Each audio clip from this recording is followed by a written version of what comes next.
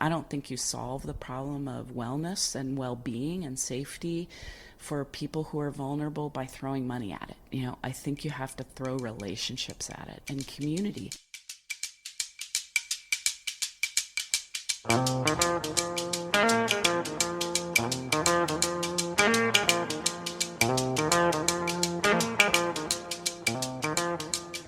Welcome to Talk of the Bay. I'm Christine Barrington. How do you have a meaningful day when you have a significant disability? For the past decade, the founders of Santa Cruz's Common Roots Farm have been on an odyssey to answer this question. Heidi Cartan and Phillipe Habib are the parents of 2 children, one of whom is significantly disabled. Recognizing the grim realities of our system's failure to protect the vulnerable, they were determined to provide a safe and meaningful future for their son with cerebral palsy. Along the way, they gathered a cohort of dedicated parents who also had children with disabilities, and together they have built a thriving farm business as well as a housing community where people with disabilities join with others to grow food and beautiful flowers while forging friendships and a community that sustains everyone. Picture this. Just a few blocks away from the Santa Cruz Tannery and 1 mile from downtown is the last urban farm plot in Santa Cruz. During the warm months, it explodes with color from flowers and produce grown by people of all abilities. Together, they produce an abundance of goods for a nutritious CSA and a store with shelf goods made on site. Sheep and chickens wander the grounds, and at the edge of the farm is nestled a cozy, pocket-sized housing community called Coastal Haven, consisting of 10 colorful bungalows set out in 2 rows against the backdrop of the densely wooded Poganip Creek. 2 different legal entities combined on one land and connected by a common purpose, to provide a rich and meaningful life for the disabled children of the founding families and those who care for them. This purpose has been executed in alignment with life principles: care for the land, care for the people and the creatures who live on it. And like life itself, the benefits have overflowed and positively impacted the lives of many others along the way. Farms and communities are living things, so I wanted to walk the soil, smell the flowers, and see with my own eyes what a group of heroic and determined parents could accomplish through vision, pooled resources, and hard work. I sat down on a very warm autumn morning with Heidi and Phillipe in their bright kitchen which overlooks the busy farm, and they shared with me some of the roots of what would become Common Roots Farm. So the idea really began probably when our son Noah, who's now almost 28, was about 15, 16. I was already thinking about what would, future living situations look like for him as a bit of a planner, and also, I worked in the community-based long-term care field on behalf of elders for most of my career. So my career has really been about keeping people out of nursing homes as much as possible for as long as possible. And so I had a really fortunate background in terms of some of that work, both in policy and also in practical terms. I think part of what I wanted was to design something that fully integrated people with disabilities in the wider community. We're not interested in being a segregated setting, and we aren't one. We have college students living here, we have a couple of families living here, and we have our adult children living here, the member families. And, we're in this incredible location where we're really close to downtown. That's part of what we thought about was, how do our kids have rich lives? They don't stay in their homes all the time. They are in the community as they should be, participating in whatever it is they're interested in. And that, for us, didn't work very well in a remote setting. So we really wanted to be, in a place where we were asking a lot, a needle in a haystack, a place where we could farm and do viable small-scale agriculture, because that was our tool of choice for bringing people together and providing purpose and meaning. But we also needed to be able to create, what we've now called a pocket neighborhood that worked from a physical standpoint for our children and did provide lifelong homes. And a way, if it didn't work out, Phillipe and I could afford to do this exactly once.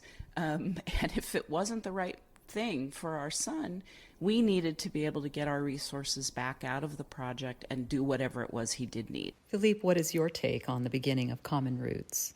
What really got us going was thinking about the rest of Noah's life after we were gone and seeing different things that had not worked for people. Can you give an example of what didn't work? Sure. We saw housing programs that were shut down due to lack of funding, or one program where the families bought land and gave it to a nonprofit to run for the rest of their kids' lives.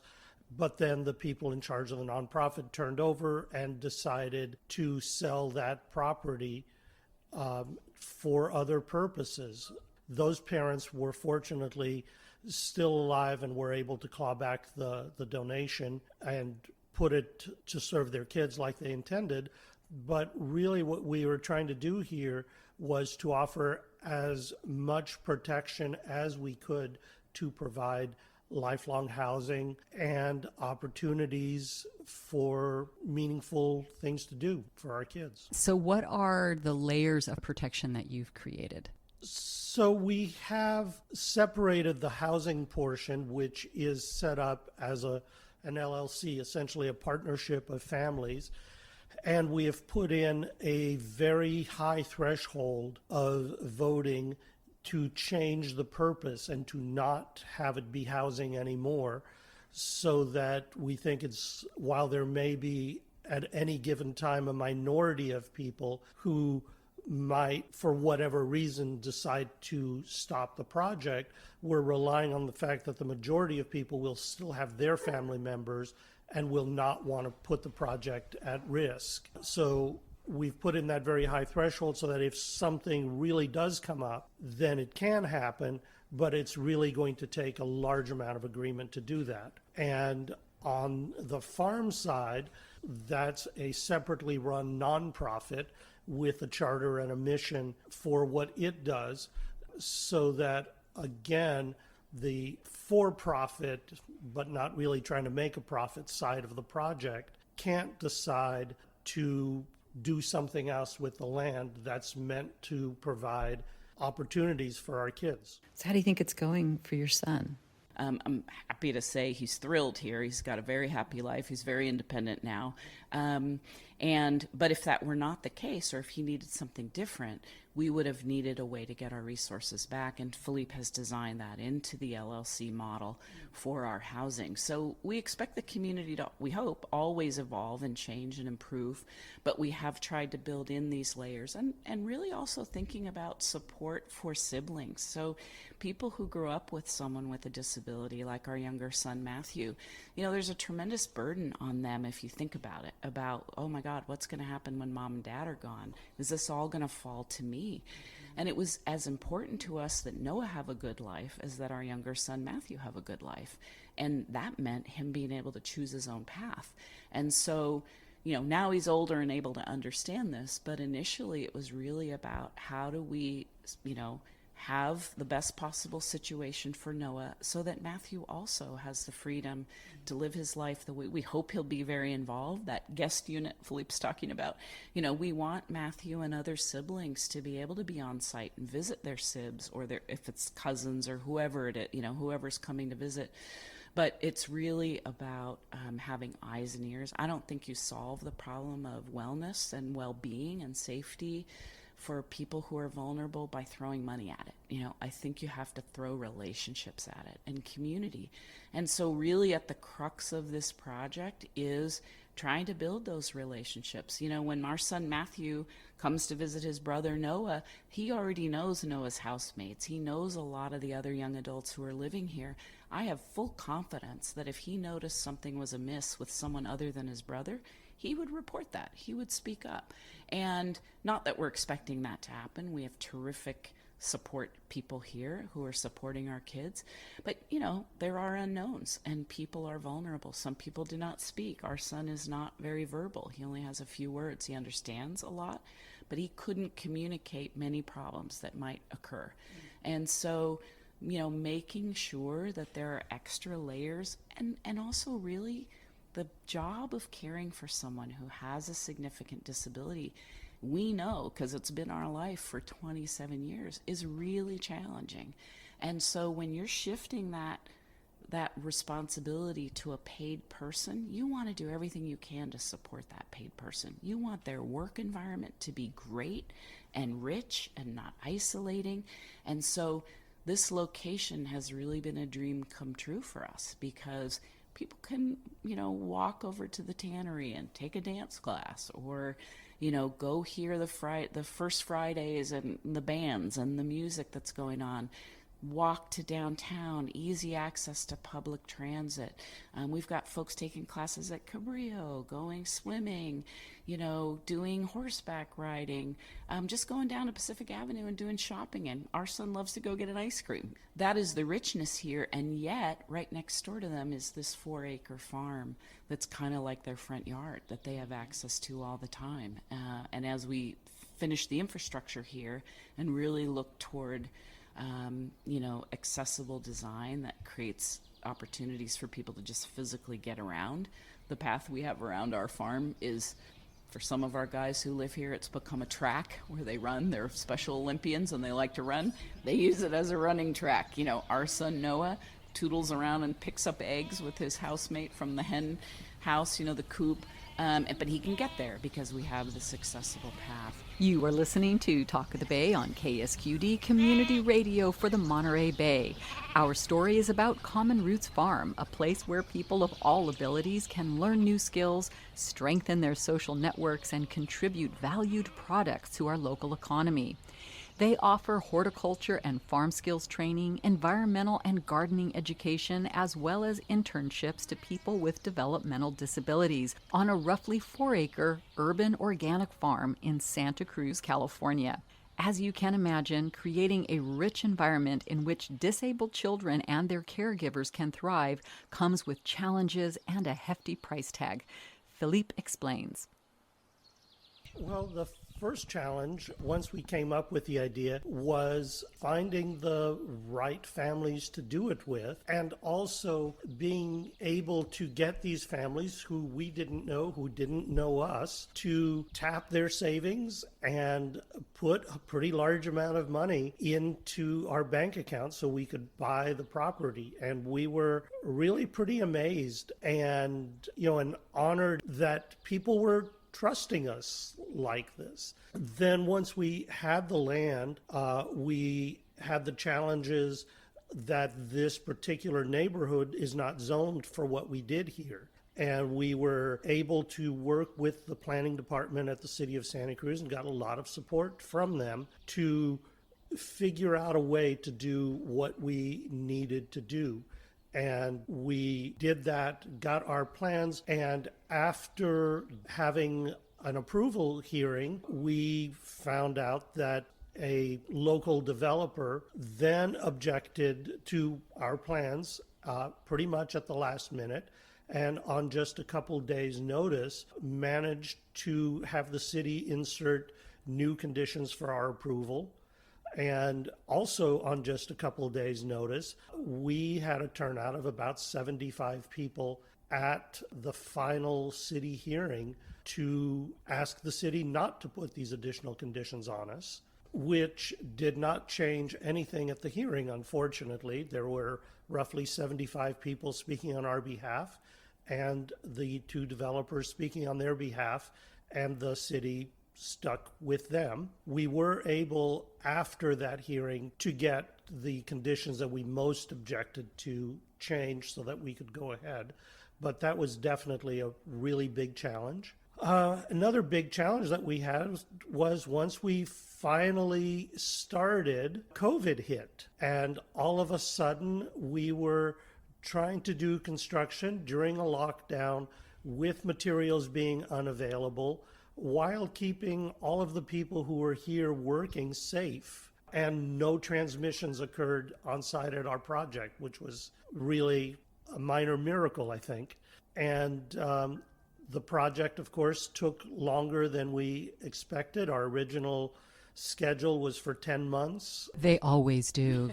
Always. Yeah, it wound up taking, we thought it would take 10 to 12. It wound up taking about 20 months instead. But all of our kids are thrilled to be here. I imagine felt overwhelming when these challenges popped up. And so to really bring it to this human level that most listeners could identify with, how did you deal with the feelings that must have arisen at that time?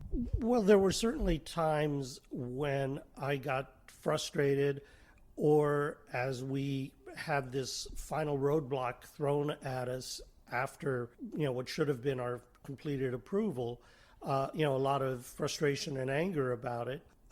Maybe it's just part of being an engineer, which is just, not the why, just the how, and figure out what needed to be done and get back to work and solve it. How did you deal with the feelings? For me, I think much more out loud than Phillipe does, so we're kind of a yin and yang to each other, which is a good thing.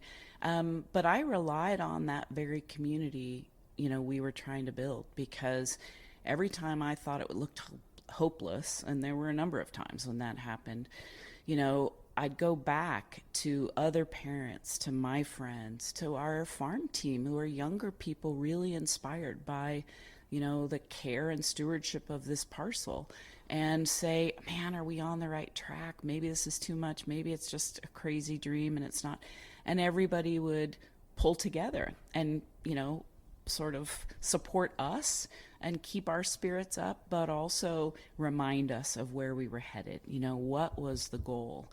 And if we had to make some good trouble, to quote John Lewis, that maybe that's what we needed to do. But the bigger goal and all the things that are contained in our mission on the farm, and the separate mission and purpose of the housing community adjacent to the farm, is what kept us going. And I have to find those like-minded people who are interested in the same thing and who may have a different perspective on the challenge. While Heidi and Phillipe offered their histories of how Common Roots found its footing, I noticed myself making up a story that they must have made a goodly sum in tech to make all this possible. And so I asked, as I know that our internal stories are often wrong.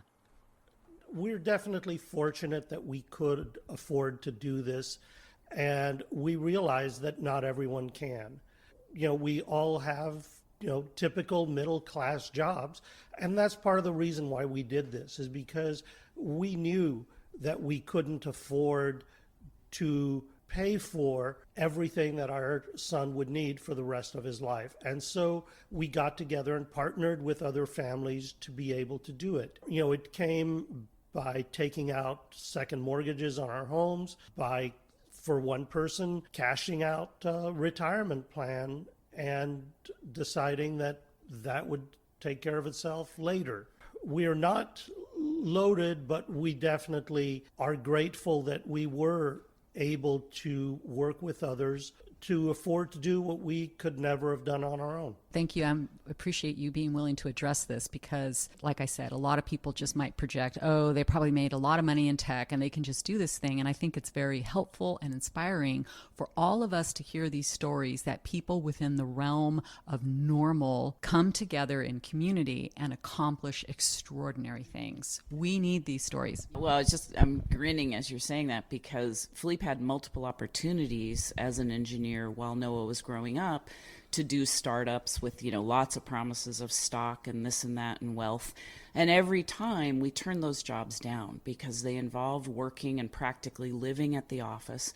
And we prioritized, our kids, but also Noah's care was so exhausting for us in the first 5-6 years that I just said, you can't take one of those jobs. I don't care how much money there might be. We may not survive our family life, until that point happens. So I used to joke that we were the only ones in Silicon Valley, for whom this great wealth wave just passed us by.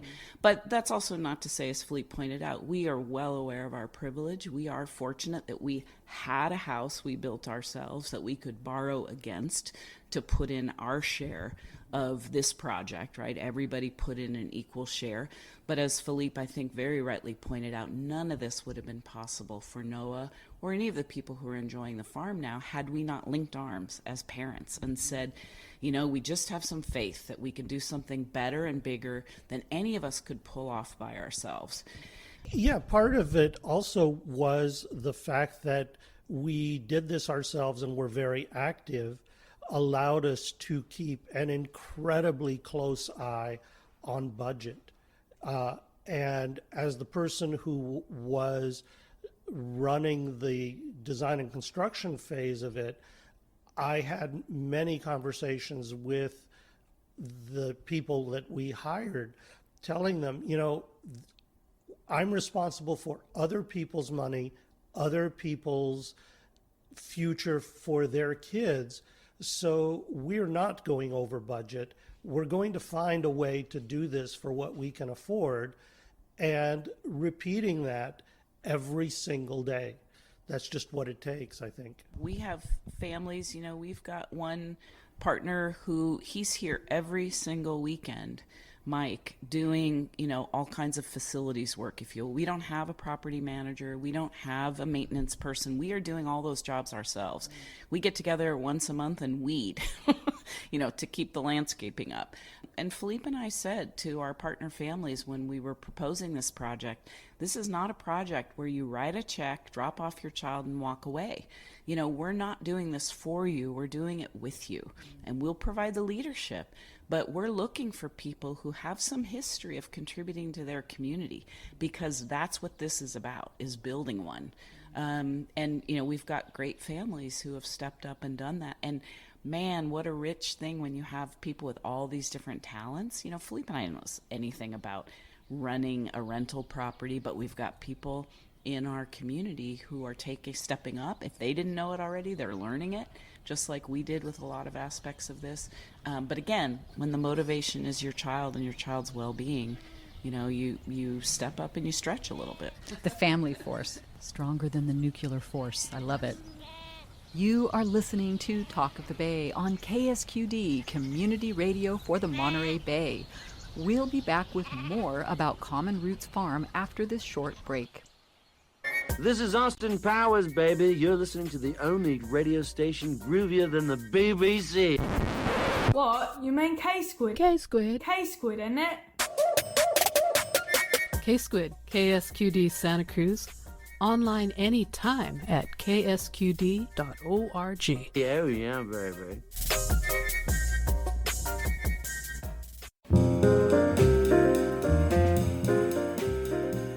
Hi, I'm Bobby Bishop, host of Be in the Night, bringing you the best I can with jazz, love songs, and soul. Join me on Tuesday evenings from 7 to 10 p.m., playing the classics straight ahead and introducing you to the latest artists and composers. That's Tuesday nights from 7 to 10 p.m. right here on listener-supported KSQD 90.7 FM, Santa Cruz. My name is Luigi Ovido, owner-operator of Pleasure Point Computers and the host of The Computer Man Show, a 1-hour call-in show Tuesdays at 6 p.m. Viruses, slowdowns, scams, and updates. Computers can be a pain, and I'll help you through it. Send me an email with your request. If it's hardware you want, baby, I'm the best.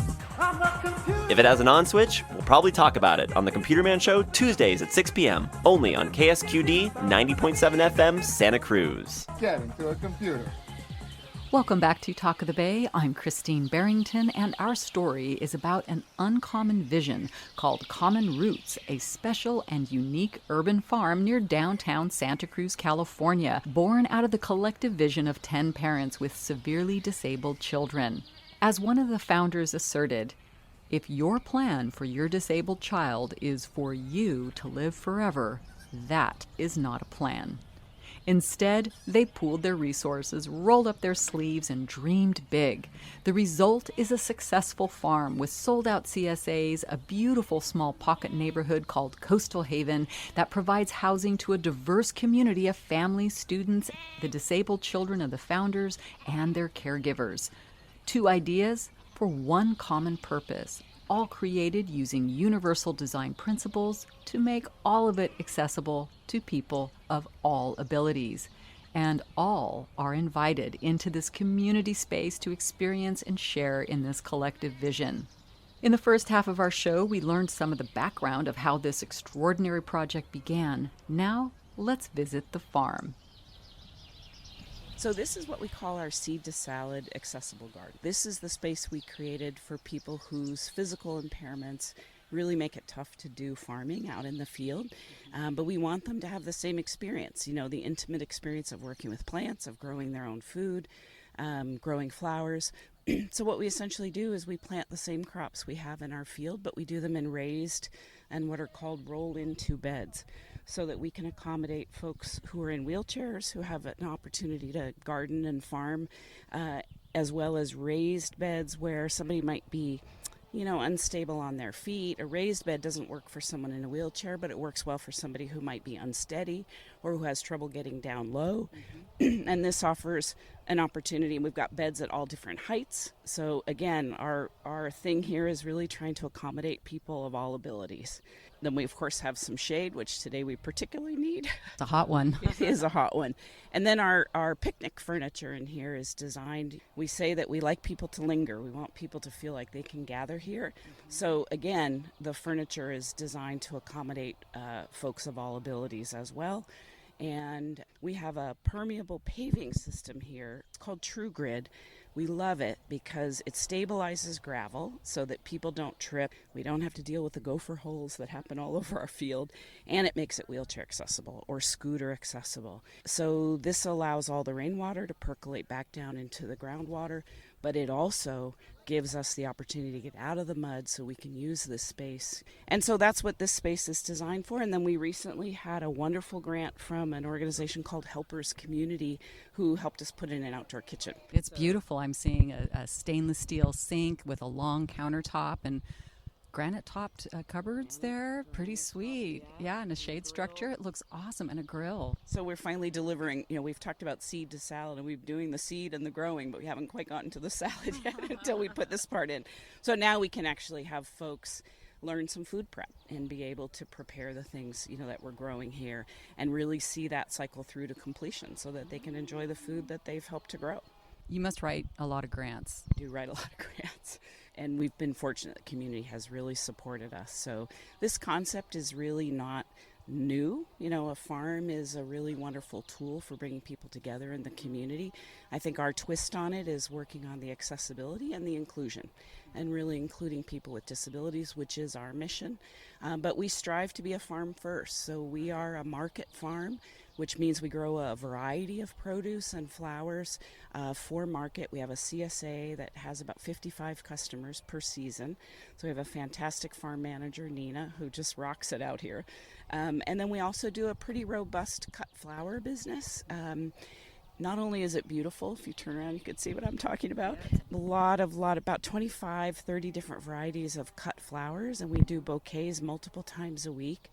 But what's really great about the flower production, we have food for the pollinators, which we really care about, but we also have a crop here that does not run us afoul of food safety requirements. So when we're working with people with cognitive impairments, intellectual disabilities, and they might have trouble, as we all do, when you're out harvesting strawberries or raspberries, it's really hard not to sample.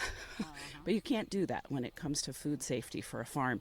So if we've got folks like that, we'll separately harvest so people can sample, but we'll also kind of move our farmers into the flower production area where they're still learning a lot of the same skills, but we don't have to then be concerned that we're, running afoul of the food safety requirements for a farm. So we kind of get the benefit of both. And we love the flowers. Everybody loves to wander through. We've got some giant marigolds in the back that we've been growing for Dia de los Muertos, and lots of celosia here in front. The Dahlia Society helped us, about 6 years ago to start with our first tubers for dahlias, and now we have 400-foot beds of them, a great variety, and we just love them. This is my favorite time of year because everything is popping, a lot of color. Standing next to the seed to salad gathering space was a very important person at Common Roots Farm, the volunteer coordinator. Let's meet her to discover a little more about what happens here on the ground. Hi, I'm Lily Lucero. I'm the volunteer coordinator here at the farm.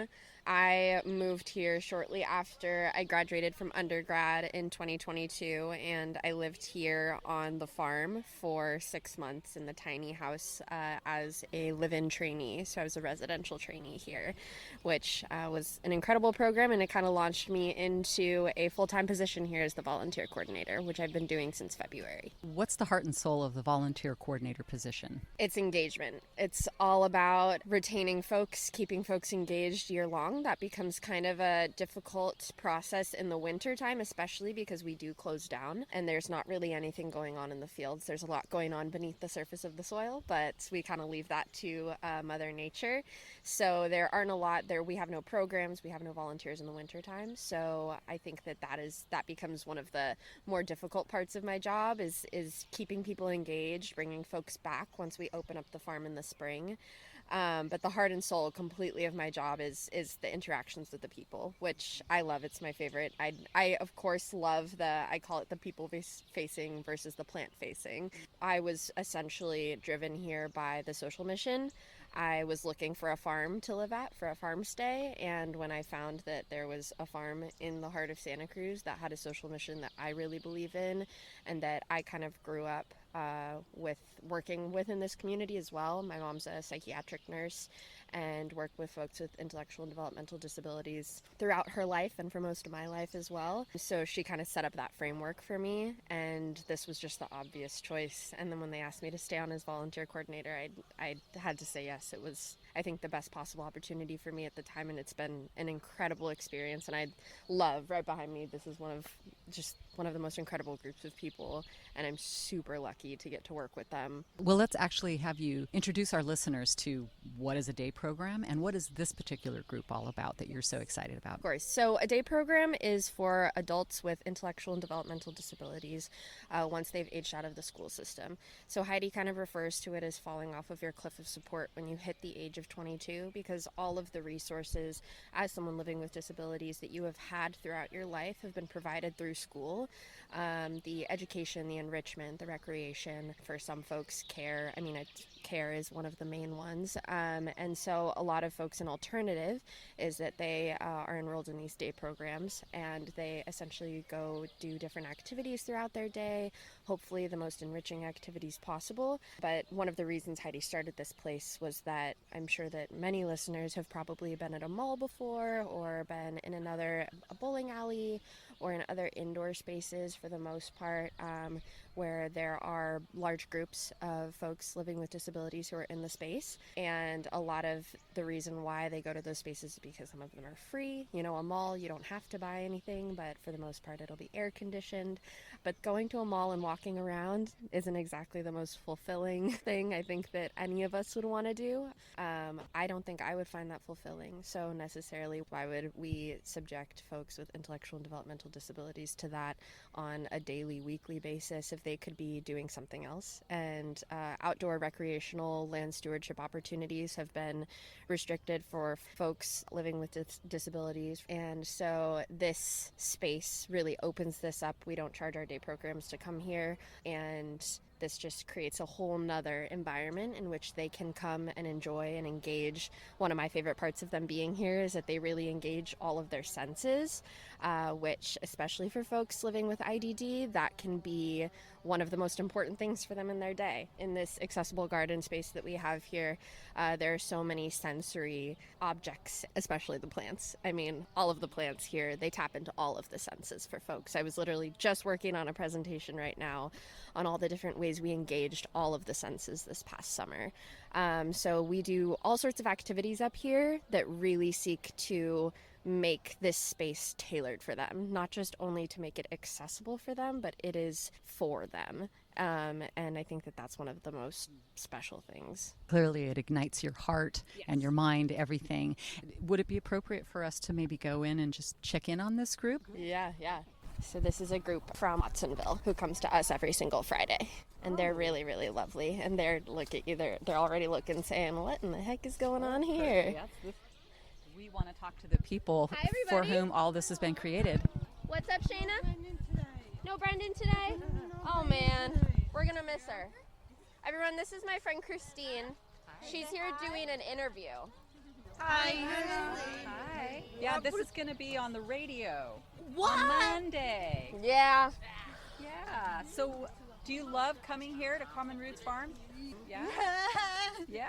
Oh, yeah, Miss Shannon. God, am I going to be on the radio for the first time in my whole life? You might be. Oh, you might be. Would you be willing to tell me, what do you like about coming here to Common Roots Farm? Oh, I like seeing the animals and helping out, giving flowers to my family and plant. And what is your first name? Ayari. Yeah. So nice to meet you. It's so nice to meet you. All right. Would anybody else like to talk to me for the radio? Hi, Cartan. I'm Cruz, and I welcome with Lily, and she is awesome to work with. She is awesome, huh? Chris is pretty dang awesome, too. Yeah. I wish our listeners could see your face. It's so beautiful and bright and happy. Yeah, we spend our Fridays together. Yeah, we spend on our Fridays excited. Yeah. When you show up, she gets very excited. I totally understand that, Chris right? gives the best hugs. And it's soft. Yeah, it's all heart, right? Yeah, it's all in the heart and soul. Exactly. Exactly. Would anyone else here like to say what they like about the farm? Hi, Regina. Tell me what you like about coming here every Friday. Feeding chicken, watering the plant, and sheep. Feeding the chickens, and there's flowers, and it's so pretty here, isn't it? Yeah. You are listening to Talk of the Bay on KSQD Community Radio for the Monterey Bay. Our story is about Common Roots Farm, a place where people of all abilities can learn new skills, strengthen their social networks, and contribute valued products to our local economy. We'll be back with more about Common Roots Farm after this short break. Spend your Monday night at the Opera on KSQD Santa Cruz. You'll hear the world's greatest singers tell some of the world's most powerful, romantic, funny, and unforgettable stories, all set to the most glorious music ever composed. It's all about drama and being a diva. Monday night at the Opera, 7 to 10 p.m. on KSQD Santa Cruz 90.7 FM. Dazed and confused by current events, national and local? Well, we got a show for you. Saturday at 11 a.m., What a Week brings you a listener's digest of the news you need to know. We scour the web, read the papers, and dive deep into what's happening in Santa Cruz to tell you what you need to know when you need to know it. Now, you can't be well informed unless you are informed well, and What a Week points you in all the right directions. So join Tony Rusomano and Eric Nelson every Saturday at 11 a.m. on KSQD 90.7 and KSQD.org. What a week! In case you have just tuned in, this is KSQD Community Radio for the Monterey Bay, and we are learning all about Common Roots Farm, a place where people of all abilities can learn new skills, strengthen their social networks, and contribute valued products to our local economy. Volunteers are a vital and integral part of how Common Roots Farm works. Leslie Ziegler is one of these volunteers and drives regularly from Silicon Valley to offer her time to the program. Leslie, my understanding is that during the height of the growing season, you travel over to Common Roots Farm just about every Friday to volunteer. Is that correct? Yeah, like probably starting like mid-February through mid-November. I go just about every Friday. It's like a 45-minute drive, and a big part of it is I just want to get my hands in the dirt and be with the plants. This past season, one of my main jobs was seed sowing. Yeah, I love watching the seeds I planted into these cell trays grow into, 6-foot tall amaranth or whatever it is. And do you end up working with any of the disabled adults that come through the program, or are you mostly working with the plants? I just do field work, general field work. Some of the people doing field work also have different kinds of disabilities. Sometimes we sort of like work together on the same thing. There are what Nina calls duos of volunteers. So it will be someone with intellectual or developmental disabilities and their caregiver person. And I know she loves those dynamic duos. It's so amazing to see how many facets of life that Common Roots Farms cultivates. Yeah, it's awesome. Like, there are jobs for everyone, and it's all meaningful. Like, it's not sort of work for work's sake or something. Like, everyone's contributing something. Like, the last thing that's sort of left to do right now on the farm is to plant these, I think they're bare root strawberry plants that are these kind of tangled up, grizzled beards of roots. And like, one thing Noah is especially good at is pulling apart these grizzled root balls. And so he is contributing as much as the person who's putting those in the ground, as much as, like, everyone is making a meaningful contribution. We create something that's even greater than like each small piece that was contributed. Meeting all these wonderful and enthusiastic participants made me reflect on how one of the most important things growing here at Common Roots Farm is a culture of inclusion and tolerance. It was pointed out to me that by growing a product that people value, the status of individuals with disabilities grows too. It is a heartwarming cycle of life circling through these fields, and as I gazed out over the growing rows, my eyes landed on someone whose arms overflowed with an abundance of colorful blooms. I walked over and met a key player in the Common Roots ecosystem.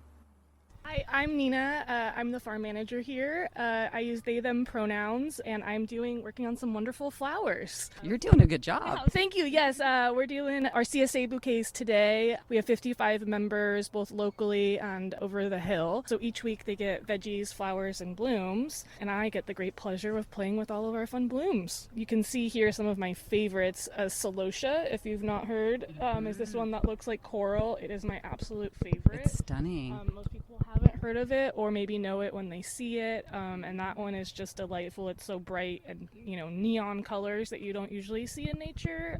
What's this little baby? That's another type of celosia. That one's flamingo celosia, so that one's a little more spiky, sort of papery, and kind of has that ombre from the purple to the white. Oh my, these are just exquisite. And what do we have here? This little purple delicate baby. That will be flax, which a lot of people haven't seen before. I hadn't either until I started growing it.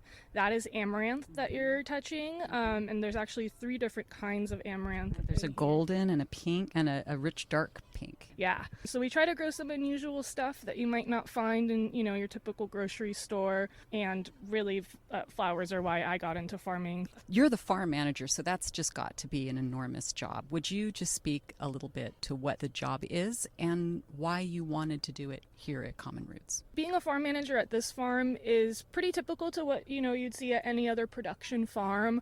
I'm responsible for our crop selections, figuring out how we're going to take stuff to market, figuring out how we're going to grow everything and the methods that we use. So I feel like that's all pretty typical in places, like any other farm. And then where my job gets interesting and fun is I get to figure out how to adapt that and make it accessible for everyone in different ability styles. And so kind of trying to make farming almost like universal design that you would see in houses, and seeing how we can break stuff down into steps where someone might not be able to do the whole, sequence of steps, but they're able to do the first 2 steps, and we can pair them with someone that can help with the last 2. We kind of call that partner farming. Having that ability, I think, out here on a farm where there are so many things that need to get done, both on and off the field, really allow me to have a lot of options for people when they come out here. We also have a wonderful year-round creek that runs through the property, and we have this wonderful riparian corridor that we also get to restore. So that adds a whole nother activity to our options, and allows people to get into ecological restoration, learning about native species. It's kind of really fun to have a production zone so close to a riparian habitat, which can be pretty unusual. So how did you get into this business? It's a quite complex and unusual farm. I honestly never thought I would be a farmer. I did go to school for ag business, and then got introduced to this project and immediately fell in love with it, but was helping with the more business side of things. What I love most about this job now, being the farm manager, this is my, I think, 4th year being the farm manager, but I've been with the project since I think they got onto the property, and kind of shifting more into more the farming side, is just the ability to learn more myself and then be able to like share that knowledge with people, and often people that are excluded from a physical environment by virtue of the physical infrastructure isn't there to support it. And oftentimes on a farm setting, it's productivity over everything, whereas here we try to find ways to be efficient with what we do, but we don't push, productivity and being as fast as you possibly can at everything, but we still try to find lots of different ways to get stuff done, whether it's what I said earlier, like the partner farming, or really just finding different ways to include people, right? That isn't your typical way. And I think farming itself can be a lifelong learning process, and then learning and farming and making that accessible is a really just fun additional, ever-evolving process. While talking with Nina, I heard in the distance a phrase being repeated. No pity produce, no pity produce. Let's have a listen. No pity produce? That's my motto, no pity produce. Because, if Nina and I have talked about this a lot, but if we sell something to someone because they like our social mission, but the strawberries aren't good or the flowers don't last and there's no vase life, that's a sale we've had once and we're done. Yeah. And we want lifelong customers. We want people to talk about our farm because it's the best strawberries people have ever had. The flowers last longer than anything they get anywhere else. That's the reputation we want. So we call that no pity produce. That's kind of our motto. I love that. And what is the key to getting flower bouquets that last the longest? Oh, you gotta ask we basically harvest the day before we make the bouquets, and we go direct to customer. So unlike sometimes that you're getting a bouquet from the grocery store, obviously at a farmer's market you'd get a lot better vase life, but even from a florist, those flowers, especially in the flower industry, local seasonal blooms make up a very tiny, small margin of the market. Flowers are flown in from around the world, and you can imagine that they're harvested well before they arrive at the florist shop. A lot of florists are now focusing on local seasonal blooms, right? And a lot of what we actually grow doesn't ship well, where you would not be able to import it and fly it in. And so we're sort of in that instance really trying to have blooms that are interesting, like the conversation we just had, that you're someone that looks at bouquets often and hadn't seen some of these, and that's sort of what I love about this whole process of picking our seasonal blooms in that way. And again, just with our ability to be a local farm and have local customers, we go direct to customer, and usually our flowers are cut the day before they go into someone's vase, and so that really lets our customers enjoy the whole wonderful life cycle of the flower, and kind of start to finish. And the last trick is you have to keep the farmer happy. So Nina has to have a certain amount of freedom to choose new varieties every year, or they're going to get bored. So we got to have a lot of options. This year I managed to get 5 rows of celosia. Last couple years I only had 1 row. So that's the current darling. That's the twinkle in your eye, okay? Yeah. This is just such a heartwarming story, and it's just been beautiful to come through and to see the pocket neighborhood, to see this farm, to get to meet the people in the day program, to see these bouquets being made. And so if folks are feeling really, really jazzed up, they want to take advantage of your CSA. Can you talk about that a bit? Yeah, so our CSA runs from usually around May through October. Sign-ups start going up, somewhere around March. If you are one of our CSA customers from years past, you get priority, and our shares have been selling out. But if folks are interested, there is on our website a CSA page. Our website is commonrootsfarm.org, and I think it's just /CSA. We'll take you to the page. I'm pretty sure that I have gotten ahead of myself and put up a wait list for next year. And another really great way to find out when we announce stuff is either following us on Facebook or following our newsletter and signing up for our monthly updates. We don't spam you, it's just once a month, I swear. They're fun articles, and that's how you can find out about the CSA. That's fabulous. And then there's also shelf products, right? Is there a store here, or are those all like online? Well, I can just say that they're all available online, but our hope is that when we complete our barn, which which is the last major piece of infrastructure that we want to do here. Then Nina does plan to have a small retail shop there with all of our shelf-stable products. So we do jams, hot sauces, cocktail mixes, shrubs, lots of fun stuff, and Nina's branching out all the time. We work with Terroir in a Jar and Tabitha Stroop, so she does a fantastic job for us at her kitchen, and we're always playing with recipes and, you know, coming up with new things. We have a lavender syrup now that's new, I know, and some culinary salts.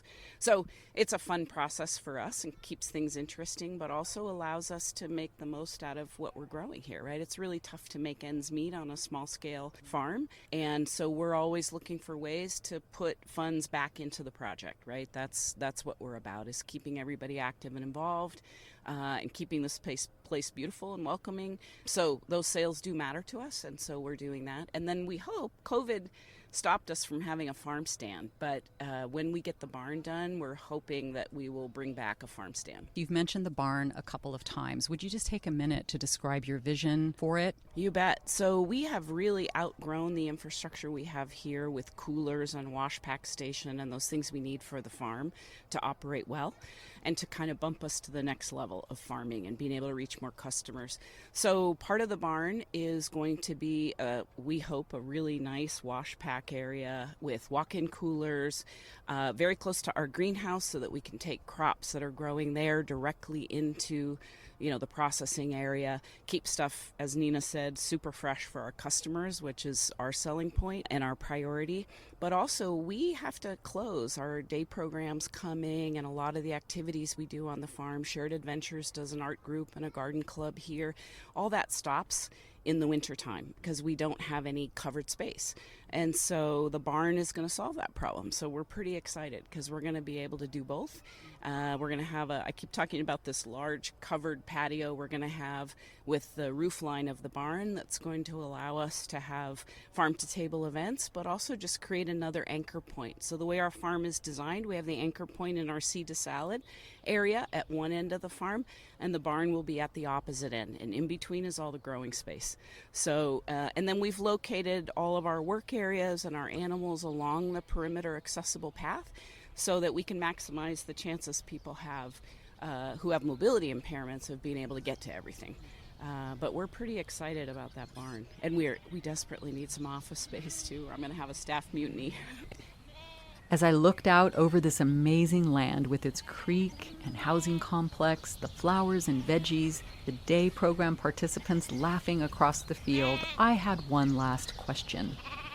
It's really very difficult to grow food successfully for a business. So what are your roots around growing food? How did you get into this business? I hate to admit this, but I had almost no roots with respect to growing food for other people.